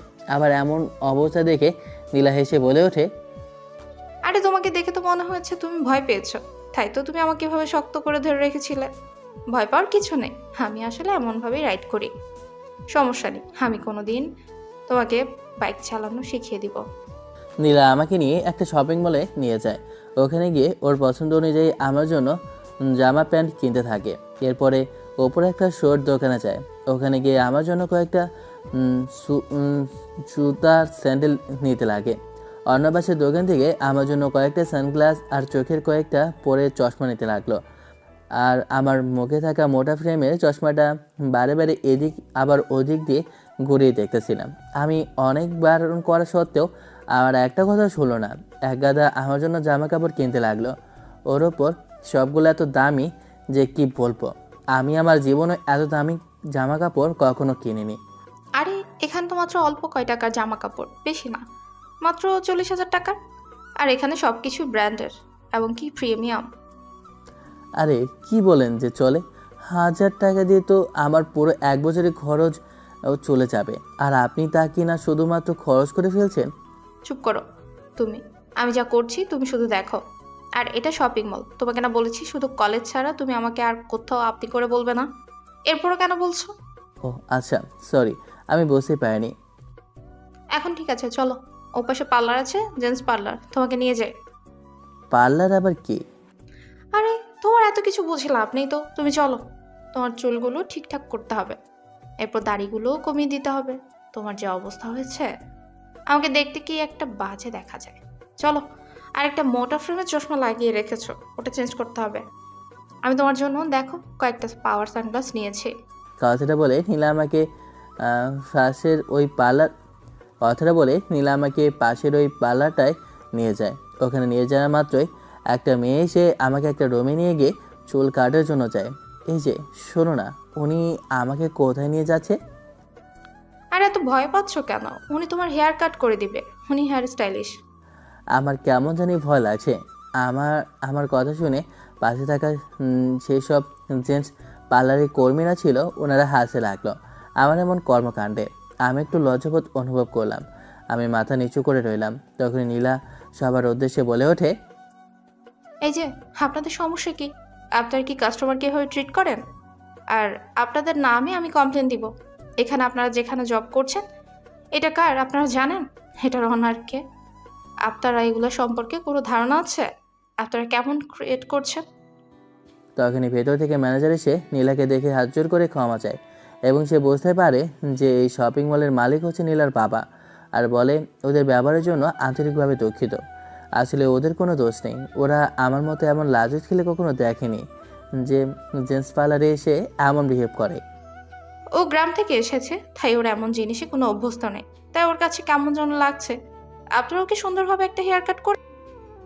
আমি কিছু বললাম না, ওই মেয়েটার সাথে গেলাম। তখন মেয়েটা আমাকে একটা রুমে নিয়ে যায়। ওখানে নিয়ে গিয়ে আমার চুলগুলো কাটতে লাগলো। আর চুল কাটার সময় আমার যেন ঘুম চলে আসে। আমি যখন ঘুম থেকে উঠি আমার আয়নার দিকে তাকাই, আমি তো মনে হচ্ছে আমাকে আমি চিনতে পারছি না। এটা কে? আমি তো আমাকে বিশ্বাসই করতে পারছি না। এটা কি আমি? আমাকে এত সুন্দর লাগছে, আমি তো কিছুই বুঝতেছি না। এটা আমি নাকি আমার মতো কোনো একটা ছবি। তখন দুটো ছেলে আমাকে একটা জামা দিয়ে যায়। বুঝতে পারি নীলা যে জামাগুলো আমার জন্য কিনেছিল এগুলো দিয়ে যায়, আর একটা স্যুটও দিয়ে যায়। এগুলো পরার জন্য একটা রুমে আমাকে নিয়ে যায়। এরপর ওরা চলে যায়। আমি আমার মতো করে সুন্দর করে ওই শার্ট প্যান্ট আর সুজুতা পরে সানগ্লাস চোখে দিয়ে বের হতে আমি যতটুকু ভেবেছিলাম তার থেকেও বেশি সুন্দর লাগছে। আমি তো একদম ফিদা হয়ে গেলাম। আমার কাছে তো মনে হচ্ছে যেন কোনো তামিল সিনেমার নায়ক আমার সামনে দাঁড়িয়ে আছে। নীলা আমার দিকে হা করে তাকিয়ে রইল। আমি এটা দেখে ওর উদ্দেশ্যে বলে উঠলাম, আমি এসবের কখনো কমফোর্টেবল না। আপনি এভাবে হা করে তাকিয়েছেন কেন? কই কিছু না তো। তোমাকে কি হ্যান্ডসাম লাগছে এখন? যে কোনো মেয়ে তোমাকে দেখলে একদম ফিদা হয়ে যাবে। এখানে তো অনেক সময় খেয়ে ফেলেছো, এখন তো বাসে যেতে হবে। ও হ্যাঁ, ঠিকই বলেছ। চলো তোমাকে বাসায় দিয়ে আসি। মার্কেটের মেয়েগুলো হা করে নিলয়ের দিকে তাকিয়ে আছে, মনে হচ্ছে কোনো ছেলে আর কখনো দেখেনি। অবশ্য তাকানোর কোনো কারণ দেখছি না, কারণ ওকে এখন যে স্মার্ট লাগছে, পুরো মার্কেটের মধ্যে এমন কোনো হ্যান্ডসাম ছেলে নেই। বুঝতেছি না, আপনার চোখ দেখে মনে হচ্ছে আপনি রেগে আছেন। কিছু কি হয়েছে নাকি? এখনো কিছু হয়নি, যে কোনো মুহূর্তে হতেও পারে। আপনি চলেন তাড়াতাড়ি, বাসায় যাব। আপনার কিছুই আমি বুঝতে পারছি না। কখন কি হয় আমি তো আসতে চাই না এখানে। আপনি নিয়ে এসেছেন, আবার আপনার রাগ হচ্ছে? এই, এত কথা বলেন কেন? চলেন না, মাথা গরম হয়ে যাচ্ছে। আর এত সুন্দর করে সাজানোর কি আছে? আমি কি আবার কিছু বলেছি নাকি? না, আমি কিছু বলিনি, বলছি তাড়াতাড়ি হাঁটুন, বাসায় যেতে হবে। হ্যাঁ চলুন। আমি বাইকে বাসার উদ্দেশ্যে আমরা দুজন রওনা দিয়ে একটু সময় পর বাসায় চলে আসি। বাসায় আসে দেখি নীরা আমার দিকে হা করে তাকিয়ে আছে। কিরে নীরা, তুই এখানে বসে কি করিস? আর এভাবে নীলার দিকে তাকিয়ে আছিস কেন? বাসায় যা। নিলয়, তোমাকে যে হেব্বি লাগছে, মনে হচ্ছে কোনো তামিল সিনেমার সুপারস্টার। তোমাকে দেখলে তো যে কোনো মেয়ে ফিদা হয়ে যাবে। বলতে গেলে তোমাকে দেখে তো আমি নিজেই ক্রাশ খেয়ে গেলাম। এই, আমি এখানে দাঁড়িয়ে আছি আর তুই কি সব বলছিস? এক্ষুনি তুই রুমে যা, তোর পড়া আছে না? নীলা ফটো আগে এমন ছিল না। আমি নিলয়ের সাথে কথা বললি নীলা আপু এমন করে কেন? নীলা ভূত কখনো কোনো ছেলেকে ভালোবাসেইনি। তাহলে কি নীলা আপু নীলার প্রতি দুর্বল? না, এটা হতে পারে না। নীলা আপু ওকে ভালোবাসতে পারেই না, কারণ আমি নিজেকে ভালোবেসে ফেলেছি। আর আমি হৃদয়ে আমাকে ছাড়া আর কাউকেই হতেই দেব না। তুই আবার এখানে দাঁড়িয়ে দাঁড়িয়ে কি ভাবছিস? এখনো রুমে যাসনি তুই? আমি বুঝতেছি না ওরা দুই বোন এমন করছে কেন। আমি যতটুকু জানি ওরা দুই বোন নাকি এখনও ঝগড়া করে না, কিন্তু এখন আমি আসার পরে তো দেখছি দুজনের সাথে দুজনের ঝগড়া করছে। এর মধ্যে আঙ্কেল চলে আসে। আঙ্কেল নিচে আসতে আমাকে দেখে বলে ওঠে, বা নিলয়, তোমাকে তো এখন বেশ লাগছে, খুব ভালো মানিয়েছে। এখন তো কোনোভাবে মনে হচ্ছে না যে তুমি গ্রাম থেকে এসেছো, মনে হচ্ছে শহরের কোনো প্রিন্স। বাবা, তুমি এত তাড়াতাড়ি যে অফিস থেকে চলে এসেছো, কোনো সমস্যা হয়েছে নাকি তোমার শরীর খারাপ? আরে মা, আমার শরীর মন সব কিছু ঠিক আছে। আসলে আগামীকালকে একটা পার্টিতে যেতে হবে, আমার বন্ধুর মেয়ের জন্মদিন। ওই পার্টিতে আমাদেরকে ইনভাইট করেছে, ওই জন্য আমি তোদেরকে বলতে এসেছি। এখন বল, তোরা কে কি পরবি? আমি কল করে বলে দিচ্ছি, পরে সব কিছু নিয়ে আসবে। নিলয়, তোমার কিছু লাগবে নাকি? তাহলে কল করছি, ওরা তোমার জামা কাপড় নিয়ে আসবে, তোমরা যা পছন্দ তা নিয়ে নিও। না আঙ্কেল, এমনিতেই নীলা আমাকে জানিয়ে দিয়েছে, তাই আমার মনে হচ্ছে পুরো বছর চারেক চলে যাবে। এত জামা কাপড় আমি জীবনে কখনো দেখিনি, আবার এত জামা কাপড় প্রয়োজনও নেই। আর এমনিতেই শাড়িতে নারী মানায়, আর পুরুষে পাঞ্জাবিতে। আমার কথাটা শুনে নীলা আর নীরা দুজনেই একসাথে আঙ্কেলের উদ্দেশ্যে বলে ওঠে, বাবা, আমি শাড়ি পরবো। তুমি সারা বেলাকে বলো শাড়ি দিয়ে বাসায় যেন চলে আসে। বাবা, তুমি আমার জন্য শাড়ি আনতে বলো, আমিও শাড়ি চুজ করব। আমি পার্টিতে শাড়ি পরেই যাব। বাবা, তোরা তো কখনো শাড়ি পরিস না। শাড়ি পরতে বলতে গেলে তো তোরা পারিস না। শাড়ি পরার জন্য কতবার যে তোদেরকে বলেছে, তার কোনো হিসাব নেই। এখন তোরা নিজে থেকে বলছিস শাড়ি পরবি। হ্যাঁ বাবা, তোমাকে যা বলছি তাই করো। তখন আঙ্কেল হ্যাঁ সম্বোধন দিয়ে ওখান থেকে চলে যায়। আমার শরীরটা খুবই ক্লান্ত লাগছিল, তাই আমি উপরে গিয়ে রেস্ট করতে থাকি। ক্লান্ত শরীর নিয়ে আমি শুয়ে পড়ি। তখনই নীরা এসে আমাকে ডাক দিয়ে বলতে লাগলো, এই নিলয়, ওঠ না, শাড়িটা একটু পছন্দ করে দাও না। আমি উপরে এসে বললাম, আচ্ছা ঠিক আছে, তোমরা নিচে শাড়ি দেখো, আমি বলে দেব কোনটা মানাবে। নীলার থেকে ইশারা দিয়ে বলে কোনটা নিব। আমি নীলাকে ইশারা দিয়ে নীল শাড়িটা দেখিয়ে দিয়ে নীলা ওই শাড়িটাই নেয়। নীলা এই বিষয়টা দেখেনি। তখন নীলা আমাকে একটা চোখ টিপ দিয়ে বলে শাড়ি কোনটা নেওয়ার জন্য। আমি ওকে হলুদ রঙের শাড়িটা দেখিয়ে দিই, ও হলুদে শাড়িটা নিয়ে নেয়। আমি ওদের দুজনে কাণ্ড কারখানা কিছুই বুঝেছি না, ওরা আমাকে নিয়ে এমন করছে কেন। ওদেরকে শাড়ি পছন্দ করে দিয়ে আমি নিচে আসবো, তখনই দুজন দুই হাতে দুটো পাঞ্জাবি নিয়ে আমার কাছে এসে বলতে লাগলো, এই পাঞ্জাবিটা আমি তোমার জন্য নিয়েছি, এ নাও, এটা তুমি পরে আমাদের সাথে যাবে। আমিও তো তোমার জন্য একটা পাঞ্জাবি পছন্দ করেছি, তুমি এটা পরে আমার সাথেই যাবে। তুই আবার এটা কখন নিলি? তোকে এত কিছু করতে কে বলেছে? এতবার আমি ভালো না?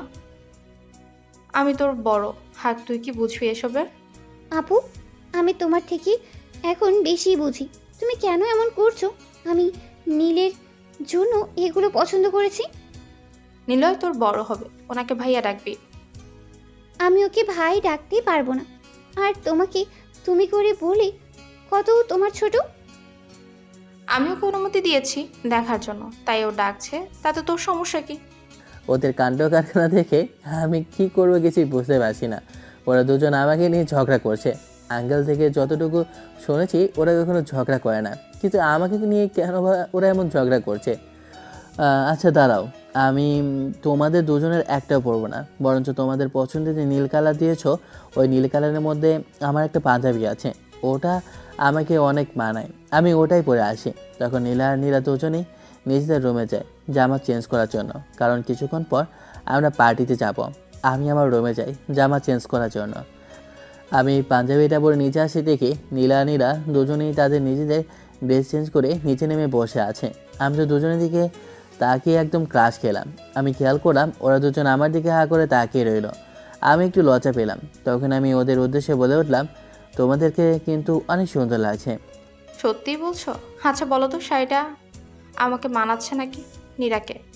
ওদের দুজনের এমন পাগলামো কথায় আমি যে কি উত্তর দিব নিজেও চাই না। আসলে তোমাদের দুজনকে অসম্ভব সুন্দর লাগছে। আমি জানি তুমি যেটা পছন্দ করে দেবে ওটা অবশ্যই সুন্দর লাগবে। নীলার কথায় কেমন যায় না, নীলা একটু বিরক্ত ফিল হয়। তাই নীলা বলে ওঠে, আব্বু গাড়ি পাঠিয়ে দিয়েছে, বলেছে ওই গাড়ি করে যাওয়ার জন্য। নিলয় তুমি আমার সাথে যাবে? কেন আপু, আমিও তোমাদের সাথেই আসতেছি, দাঁড়াও। তুই উপরে গিয়ে আমার ছোট্ট ব্যাগটা নিয়ে আয়, ওখানে ইনভিটেশন কার্ডটা আছে। নীলা একটা আনার জন্য ওপরে চলে যায়। আমি যখনই বাসা থেকে বের হব তখন নীলা আমার শার্টের কলারটা ধরে বলে উঠলো, এই তোমাকে কে বলেছে এত সুন্দর করে সাজার জন্য? তোমার দিকে তো মেয়েরা হা করে তাকিয়ে থাকবে। তো সমস্যা কি তোমার? এখন আমি কি করব? আমি যদি একটু সাজলে যদি এত সুন্দর দেখা যায়, তাতে আমি কি করতে পারি? আর মেয়েরা তাকিয়ে থাকবে। আর আমার তো এখনো বিয়ে হয়নি বা কোনো গার্লফ্রেন্ড নেই, তাহলে তাকিয়ে থাকলে ক্ষতি কি? অনেক চালাক হয়ে গেছো তাই না 2 দিনের মধ্যে? এখন থেকে তুমি বুঝে নাও তোমার গার্লফ্রেন্ড বউ আছে, ঠিক আছে? এর থেকে বেশি কিছু আর বলতে পারবো না। আমি ধরলেই হবে নাকি বললেই হবে আমার গার্লফ্রেন্ড থাকতে হবে না? থাকলে একটা কথা ছিল, আমার কিছুই নেই, তাহলে শুধু শুধু ধরে কি লাভ? তাই না? দাঁড়া, আমি দেখাচ্ছি তোর কিভাবে কি করতে হয়। কথাটা বলে নীলা তার চার ঠোঁট আমার ঠোঁটের সাথে একসাথে মিলিয়ে দেয়।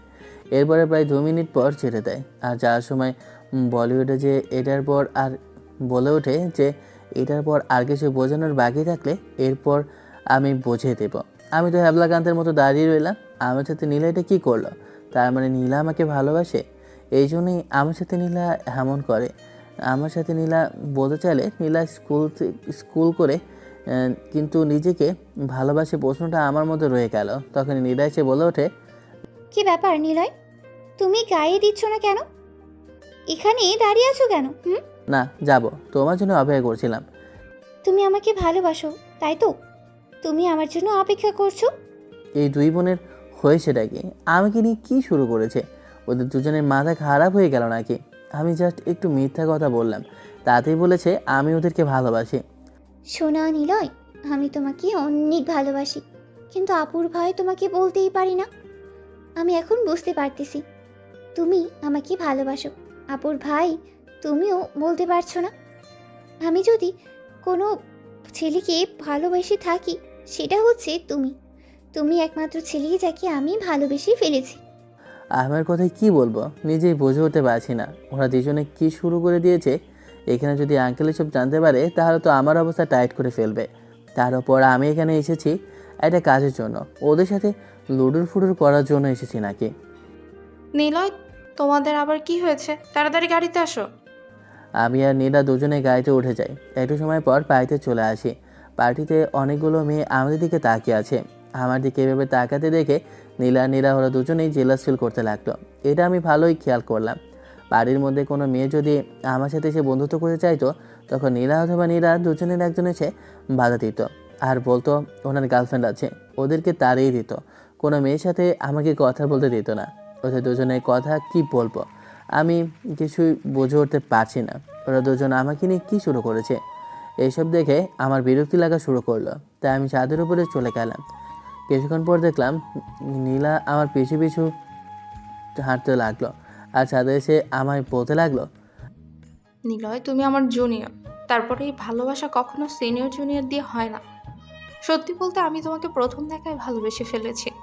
যদি আমি কোনো ছেলেকে প্রথম ভালোবেসে থাকি, তাহলে সেটা হচ্ছে তুমি। তোমার এই সহজ সরল মন আমাকে বাধ্য করেছে তোমার প্রেমে পড়তে। আমি তোমাকে সত্যিই ভালোবেসে ফেলেছি। আমি তোমাকে চাই। তোমাকে ছাড়া অন্য কাউকে আমি ভালোবাসতে পারবো না। তুমি আমার শুরু, তুমি আমার শেষ। আচ্ছা ঠিক আছে, তুমি এখন, আমি তোমাকে তোমার ভালোবাসাটা পরে দেবো। ওদের হয়েছেটা কি? দুজনে কি আমাকে ভালোবাসে? ওদের কথার কোনো উত্তর আমি দিতে পারছি না। তাই আচ্ছা ঠিক আছে, তুমি এখন তোমার নিচে নিচে যাও, আমি পরে আনসারটা দেবো। ওদের হয়েছে আর কি, হয়েছেটা কি? দুজনেই নাকি আমাকে ভালোবাসে। ওদের কথার কোনো উত্তর আমি দিতে পারছি না। তাই ভাবছি আমি নিজের গ্রামেই চলে যাব। না হলে দেখা গেছে আমার চাচা দুজনের মান সম্মান খাওয়াতে হবে। আঙ্কেলকে একটা ফোন করলাম। ফোন ধরতেই আঙ্কেল বলে উঠলো, তোমার কি কোনো সমস্যা আছে পার্টিতে, বা কোনো প্রবলেম ফেস করছো? তাহলে বলো, আমি এখনই তোমার সব সমস্যার সমাধান করে দিচ্ছি। ওখানে কিছু হয়েছে নাকি? না আঙ্কেল, আমার কিছু হয়নি। আসলে চাচা খুবই অসুস্থ, আমি তাদের কাছে যেতে চাই। তাই আপনি যে কোনোভাবে আমাকে যাওয়ার জন্য ব্যবস্থা করে ফেলেন, আমি এখনই যেতে চাইছি। রহিম অসুস্থ? তাহলে তুমি তাড়াতাড়ি যাও, আমি তোমাকে গাড়ি ম্যানেজ করে দিচ্ছি। তুমি এখনই পার্টি থেকে বের হও, গাড়ি এসে তোমাকে বাসায় নিয়ে যাবে, একদম তোমাকে বাড়ির সামনে গিয়ে দিয়ে আসবে। আর যখন তুমি আসবে আমাকে একটা কল করবে। আমি এক নীলা আর নীলাকে আমি নীলাকে আর নীলাকে কিছু না জানিয়ে বাড়ি থেকে বের হয়ে আসলাম। কিছুক্ষণ পর দেখলাম একটা কালো গাড়ি আমার সামনে আসে। আমি গাড়িতে উঠে পড়ে গাড়িটা সোজা আমাদের গ্রামের দিকে নিয়ে যেতে লাগলো। গাড়িটা প্রায় 5 ঘন্টা পর গ্রামে যেতে আমি গাড়ি থেকে নামতে দেখি ঘড়িতে কেবল এখন 8টা বাজে। মানে আমি অনেক সকাল সকাল চলে আসি। আমি তো বাসায় ঢুকতে দুজনে অবাক হয়ে যায়। আমাকে এত সকালে কিছু না জানিয়ে ঢাকা থেকে গ্রামে আসার জন্য। তখনই চাচা আমাকে জড়িয়ে ধরে বলতে শুরু করে, কিরে বাবা, তোর কিছু হয়েছে নাকি? তুই এত সকালবেলা এমনকি কিছু না জানিয়ে তুই এখানে চলে এসেছিস। একটা কলও তো করতে পারতি, আমি তো এখনই চিন্তায় পড়ে যেতাম। তুই আসবি আমাকে একটা কল করতি, তাহলে তো আমি তোর জন্য অনেকগুলো খাবার এখনই রান্না করে রাখতাম। ঠিক আছে, তুই এখনই বস, আমি তোর 7 বছর ধরে খাবার এখনই রান্না করে দিয়েছি। দেখছো ছেলেটা নাকি কিভাবে শুকিয়ে গিয়েছে। ওকে এজন্য বলেছি তুমি ঢাকায় পাঠিও না। তুমি না কাকার কথা শোনো না। ছেলেটা নাকি কেমন শুকিয়ে গেছে, দেখো মুখটা একদম মনে হয় বাঁকা হয়ে গিয়েছে। মমতা, আমাদের ছেলেকে সারা জীবন আমাদের করে থাকবে? একটু বাইরে গিয়ে ঘোরাফেরা করবে না? দেখো না এখনো কত সুন্দর হয়ে গিয়েছে। এত কিছু জানি না, তুমি চোখে দেখো না আমার খোকা কেমন শুকিয়ে গিয়েছে। তুই বয়, আমি এখনই রান্না করছি। আরে তুমি এত প্যারেশান হয়েও না, মাত্র এসেছে, ফ্রেশ হয়ে নিক, গোসল করে নিক, এরপর না হয় সবাই মিলে একসাথে গল্প করব। আর খাওয়া দাওয়া তো করবই। আমি ফোন করে বলে দিচ্ছি বাইরে থেকে ওর জন্য কিছু খাবার আনার জন্য। তোমাকে একদিন না বলেছি বাইরের কোনো খাবার আমার ছেলেকে খাওয়াবে না, ওর সমস্যা হবে। এমনি তো শরীর হচ্ছে না, এরপরও তুমি চাও ওকে খাবার ঝগড়া করব। এমন দুষ্টুমি ঝগড়া দেখছি। আসলে আমাকে ওনারা নিজের ছেলের থেকেও এতটা ভালোবাসে যে আমি কখনো এটা বুঝে প্রকাশ করতে পারবো না। আরে তোমরা কৌশলটা কি? আমি আসলে সকালবেলা চলে এসেছি। রাতে আমার মনে হয়েছে তুমি অসুস্থ, তাই তোমাকে দেখার জন্য চলে এসেছি। আমার ছেলে বলে কথা, আমি বলেছি না আমার কিছু হবে না। ও জানতে পারবে না, আমি ওকে বলবো না, কিন্তু ঠিকই জানতে পারবে। দেখেছো আমাদের ভালোবাসা কতটুকু? দেখো নাই সেদিন বাজার থেকে যাওয়ার সময় রিক্সা করে আসতে একটা ট্রাক আমাকে ধাক্কা দেয় আর পড়ে যায়। তখনই ও বুঝে যায় এটা হচ্ছে ভালোবাসা। একটু ভয় পেলাম, তাই তাড়াহুড়ো করে আমি হাত পা দেখতে লাগলাম ঠিক আছে কিনা। তখনই চাচি বলে ওঠে, ওই বুড়ার হাত পা দেখা লাগবো না, ওই বুড়া কিছু হইব না। ওনারে বাঁচাতে গিয়ে আমি ব্যথা পাইছি। তোমাকে না বলেছি চাচা তুমি সাবধানে হাঁটাচলা করবে, তারপরে নিজের এত যত্ন নাও না কেন? আঙ্কেল আসার সময় আমাকে কিছু টাকা দিয়েছিল, ওই টাকাটা আমি চাচার হাতে দিয়ে বলি এটা তোমার কাছে রাখো। আরে বাবা, এটা তোর টাকা, তোর কাছে রাখ। আমি তো চাই সবসময় ভালো থাকবি, খরচ কর, আমার টাকার প্রয়োজন নেই। এখন কিন্তু আমার রাগটা দ্বিগুণ বেড়ে যাচ্ছে। আমি কিন্তু চলে যাব বলে দিলাম। এই টাকাটা তোমাকে নিতেই হবে। এটা আমার প্রথম ইনকামের টাকা, তাই আমি তোমাকে দিয়েছি। তুমি যদি না নাও তাহলে আমি এখনই চলে যাচ্ছি। তুমিও না ছেলেটার সাথে কেমন করো, ও তোমাকে এত ভালোবাসে, ওর প্রথম লাইনে থাকা তোমাকে দিচ্ছি। তোমার এতটুকু জ্ঞান বুদ্ধি বলতে কিছু নেই, দিলে তো ছেলেটার মনটা খারাপ করে। আরে বাবা, আমি তো বলেছিলাম শুধু ওর নিজের জন্য। আরে আমার সোনা ময়না টিয়া ছেলেটা, আয় চাচার কাছে আয়। ছোটোবেলায় আমি সবসময় ঘুমিয়ে যেতাম। আজ যদি একটু ঘুম আসে নাই তা আমি চাচার কোলে শুয়ে পড়ি। কখন যে ঘুমিয়ে যায় নিজেও যায় না। চোখ খুলতে আমি নিজেকে আমার নিজের রুমে দেখি। মনে হয় চাচা আমাকে নিজের রুমে নিয়ে এসেছে। ঘুম থেকে উঠে আমি ফ্রেশ হয়ে নিচে আসি। নিচে এসে দেখি তো আমার জন্য আমার পছন্দের সবগুলো খাবার রান্না করে রেখেছে। আমি আজকে মন ভরে খেয়েছি। এদের একটু বাইরে হাঁটতে গেলাম। দেখো আমাদের বাড়ির সামনে বড় একটা গাড়ি এসেছে, গাড়ি থেকে একটা লোক আর দুটো মেয়ে নেমেছে। ওদেরকে আমি চিনতে পারছি না, তোমার খোঁজ করতেছে ওনারা কারা। এরপর তোমার নাম ধরেও ডাকছে, আমি ওদেরকে তো কখনো আর দেখিনি। মমতার কথা শুনে ওপর থেকে নিচে নেমে বাইরে এসে আমি তো একদম দাঁড়িয়ে আছি, কারণ কি বলবো কিছুই মাথায় ঢুকছে না। কারণ আমার সামনে যে দাঁড়িয়ে আছে সেই মানুষটার সাথে আমি আরও 30টা বছর আগে দেখা করার শেষ করে দিয়েছি। বন্ধু, হয়তোবা তুই ভুলে গিয়েছিস আমার একটা ভুলের কারণে তুই তো সব কিছু দিয়ে আমাকে শুধরে দিয়েছিস, কিন্তু ভুল ছিল আমার, আমি বুঝতে পারিনি, তাই তো সেই ভুলের মাসুল দিয়েছি 20টি বছর ধরে, কিন্তু তুই একটা বারও বুঝলি না আমার কথাটা। ওপরের দিকে তাকিয়ে চোখগুলো বন্ধ করে একটাবার অনুভব করলাম, এরপর চোখটা নিচের দিকে নামিয়ে চোখের পানিটা মুছে বললাম, রিনা এখন কেমন আছে? আর এই মেয়ে দুটোকে? রেহেনা আর বেঁচে নেই বন্ধু, 20 বছর আগে মারা গিয়েছে। ওরা তার সন্তান অনেক কষ্টে এই 20 বছর ওদের আমি মানুষ করেছি। নিজের অজান্তেই চোখ দিয়ে পানি বেয়ে পড়লো। কি বলবো কিছুই বুঝে উঠতে পারছি না, কারণ 30 বছর পরে এমন একটি কথা শুনবো নিজেও জানি না। হয়তোবা ওই দিনের সিদ্ধান্তটা আমার জন্য অনেকটা কঠিন ছিল, কিন্তু আমি বরাবরই চেয়েছি তুই সবসময় ভালো থাক। রেহেনা আর বেঁচে নেই বন্ধু, 20 বছর আগে মারা গিয়েছে। ওরা তার সন্তান অনেক কষ্টে এই 20 বছর ওদের আমি মানুষ করেছি। মা বাবা ছিল না, তুই একমাত্র আমার ছায়া ছিলি। যদি কারো উপর থেকে সেই ছায়াটা চলে যায়, কেউ কখনো বেঁচে থাকে না। আমিও এমন মুর্দা লাশের মতো হয়ে গিয়েছিলাম।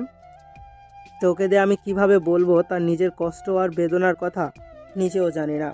মেহরাবের সব দুঃখের কথা শুনে আমার আর নিজেকে আটকে রাখতে পারলাম না। মেহরাবকে জড়িয়ে ধরে কেঁদে দিলাম। মেহরাব আমাকে জড়িয়ে ধরে কাঁদতে লাগলো। প্রায় দীর্ঘ 30টা বছর পর মনে হয় দুই বন্ধুর মিলন হয়েছে। তাই দুঃখ কষ্ট আর যত জ্বালা বেদনা আছে সব কিছু একসাথে নিজেদের মধ্যে শেষ করে দিচ্ছি এই অস্ত্রর মাধ্যমে।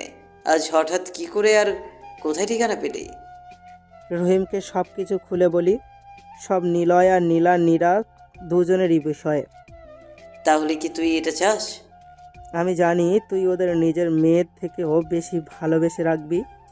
আমি বাসায় এসে তো অবাক হয়ে যাই, কারণ সকালবেলা দেখছিলাম ঠিক আছে, কিন্তু বিকালবেলা এসে দেখি পুরো সাজানো। আমি চাচার কাছে আসতেই চাচা, চুপ, তুই একটা কথাও বলবি না। তুই নীলা আর নীলার সাথে কি করেছিস আমি কিচ্ছু শুনতে চাই না। এখন তুই যা, গিয়ে পাঞ্জাবি পরে রেডি হয়ে নে, তোর জন্য সবাই অপেক্ষা করছে, কাজে এসে বসে রয়েছে। আমি কিছু বুঝে উঠতে পারছি না। চাচা কখনো আমার গায়ে হাত দেয়নি, আজকে কেন দিয়েছে তা বোঝাতে পারছি না। আমি আর কিছু বললাম না, ওপরে নিজের রুমে চলে আসলাম।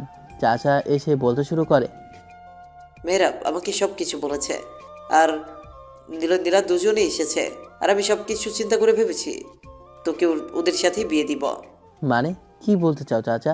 তার মানে আমি দুটো বিয়ে করব? না মানে দুজনকে বিয়ে করব? হ্যাঁ, তুই দুজনকে বিয়ে করবি, এটাই আমার শেষ কথা। আর এর উপর তোর কোনো কথা আছে? আমি তো মনে মনে অনেক খুশি। আমি আর কি বলবো, আমি তো আমার মনের মধ্যে তো লাড্ডু বলছে। দুইটা বউ, তা আবার একটা সিনিয়র আর একটা সমবয়সী। রোমান্টিকতা তো একটু বেশি আছে, তাই আর কিছু বললাম না। ভেতরে ভেতরে আছি, মুচকি মুচকি হাসি, কিন্তু চাচাকে বসে দেয়নি। দেখতে দেখতে বিয়েটা কমপ্লিট হয়ে যায়। চাচা আর আঙ্কেল দুজনে গল্প করছে, আর আমি ছাদে দাঁড়িয়ে আছি। তখনই চাচি এসে আমাকে বলতে লাগলো, এই আহাম্মক কোথাকার, তুই এখনো ছাদে দাঁড়িয়ে আছিস কেন? মেয়ে দুটো বউ সেজে বসে আছে তোর অপেক্ষায়, আর তুই এখানে নবাবের মতো ছাদে দাঁড়িয়ে আছিস। না হলে কিন্তু তোর নলি টলি সবগুলো ফেটে আমি ফাটিয়ে ফেলবো। তুমি এমন করছো কেন? যাচ্ছি তো, এত রাগ দেখালে তো আমার ভয় লাগবে। তুমি আর চাচা মিলে তো দুজন মিলে কি যে শুরু করে দিয়েছো, আমার ওপর অযথা নির্যাতন করা শুরু করে দিয়েছো। যা তাড়াতাড়ি বাসর ঘরে যা, আমরা যেন তাড়াতাড়ি নাতি নাতনির মুখ দেখতে পারি, তাও আবার একটা না, 2-4টা পারলে 1 ডজন। চাচির কথায় তো আর কিছু বললাম না। লজ্জায় মুখটা লুকিয়ে আমি আমার বাসর ঘরের সামনে এসে পৌঁছালাম। নিজের দরজার সামনে এসে কি করব বুঝে উঠতে পারছি না। তারপরও সব ভয় কাটিয়ে ভিতরে প্রবেশ করলাম। তখন আমাকে দেখে নীরা দুজন খাট থেকে নেমে আমার পা ধরে সালাম করলো। ওই, তুমি আমাদেরকে ছেড়ে চলে যাবে না তো আর? আমরা দুজন সত্যি তোমাকে অনেক ভালোবাসি। তোমরা আমাকে নিয়ে যা শুরু করলে, আমি দুজনকে হ্যাঁ বললে যদি তোমরা দুজন ঝগড়া করো? না, আমরা দুজন পরে জানতে পারি। আমরা আব্বুর থেকে সিদ্ধান্ত নিয়ে তোমাকে দুজনে বিয়ে করার সিদ্ধান্ত নিই। আমিও তোমাদের দুজনকে অনেক ভালোবাসি, আর আমার না একটা স্বপ্ন আছে। কি স্বপ্ন? হ্যাঁ বলো, তোমার কি ইচ্ছে? আমি না একজন ক্রিকেট বানাবো। শয়তান রে, আমি তো সিনিয়র। ফাজিল পোলা, লুচ্চু। ঠিক আছে যাও, তোমাদের আমার বউকেই ঘুমাতে দেবো না। তাই না শয়তান? ঠিক আছে আসো। নীরা চল তো, ওর ইচ্ছেটা পূরণ করে দিই। কিভাবে কি করতে হয়? আপু, ফাজিল লুচু জামাইটাকে একটু দিই। ঠিক আছে যাও, তোমাদের আমার বউকে ঘুমাতে দেবো না। ওয়েট হ্যালো দর্শকরা, কি দেখছেন? হ্যাঁ, লজ্জা করে না আপনাদের? নিলয় ভাইয়ের নীলা আর নীরার কথা শুনতে? আরে ভাই, বিয়ে করেন আর রোমান্স নিচে থেকেই আসবে, বুঝলেন? নীলা আর নীরা দুজন তো আমার উপর দিয়ে সারা রাত ধরে আজ নির্যাতন শুরু করে দিল। সকালবেলা ঘুম ঘুম চোখে তাকিয়ে দেখি নীলা আর নীরা দুজনে গোসল সেরে এসে চুল ঠিক করছে। দুজনকে একটি টান দিয়ে বুকে জড়িয়ে ধরি। দুজন আবার জড়িয়ে ধরে শুয়ে রইল। ওই শোনো না। কি বলো? ওই নীরা, জান বলো। চলো না, আবারও তিনজন মিলে রাতেরটা করি। শালা লুচু। আবারও শুরু হয়ে গেল তৃতীয় বিশ্বযুদ্ধ। আমাদের ভালোবাসায় কেটে যাক সারাটা জীবন। এভাবেই আপনাদের কাছে দোয়া রইল। গল্পটা কেমন হয়েছে আশা করি বলতে ভুলবেন না। আর কেমন গল্প পছন্দ আপনাদের জানাবেন। আল্লাহ হাফেজ, বাই বাই, টাটা। ভালো থাকবেন, সুস্থ থাকবেন। হ্যাভ ফান, খোদা হাফেজ।